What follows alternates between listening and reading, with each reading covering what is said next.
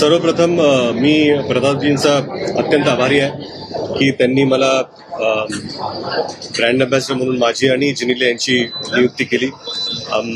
ST खरं म्हणजे मी लहानपणी वडिलांवर प्रवास केलेला आहे. माझ्या वडिलांचा जास्तीत जास्त प्रवास हा एसटीने झालेला आहे. परिवहन खातं पण त्यांनी सांभाळलेलं आहे आणि कुठेतरी जाऊन मला वाटतं की जी एसटी ही माझ्या लहानपणीचा एक हिस्सा होती, त्याच एसटीचं कुठेतरी मी आज ब्रँड अँबॅसेडर म्हणून नियुक्त झालो याचा मला अभिमान आहे.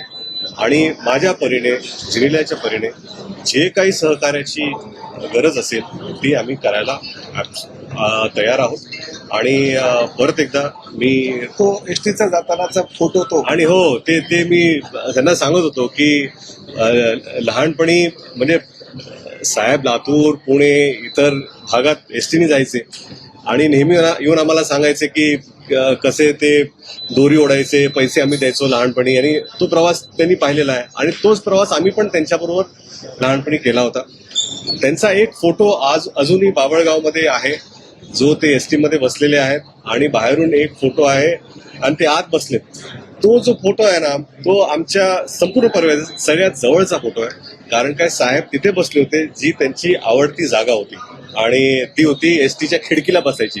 ते म्हणायचे की आम्ही खिडकीला बसायचो कारण एका बाजूने वारं यायचं आणि मस्त आम्ही झोपायचो तिथे. तर तो आता ते परिवर्तन आता त्या एसटी पासून आजच्या एसटी पर्यंत प्रचंड झालेला आहे. आणि मला वाटतं की प्रतापजींच्या विजन मधून जी नवीन क्रांती घडते, नवीन एसटी बसेस आहेत, आज इलेक्ट्रिक एसटी बसेस सुद्धा इथे जुडल्या जाणार आहेत आणि पुढे जाऊन ही डिझेल एसटी बस कशी नसणार आहे आणि सगळ्या बसेस कशा पुढे जाऊन सगळ्या इलेक्ट्रॉनिक होतील, तो सुद्धा उपक्रम प्रतापजींनी घेतलेला आहे. आणि मला वाटतं की माझ्या आणि जिनिल्या कडून जे काही गरज असेल, आणि मुख्य म्हणजे ड्रिंक अँड ड्राईव्ह हे खरं फार मोठी गोष्ट आहे. आपण फार कॅज्युअली घेतो आणि किती अपघात आपल्या अवतीभोवती घडतात आणि त्याचं मुख्य कारण ड्रिंकिंग आणि ड्रायव्हिंगमुळेच आहे.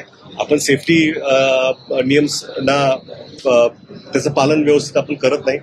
तर त्याचा सुद्धा प्रचार करणं फार गरजेचं आहे आणि आम्ही तत्पर आहोत.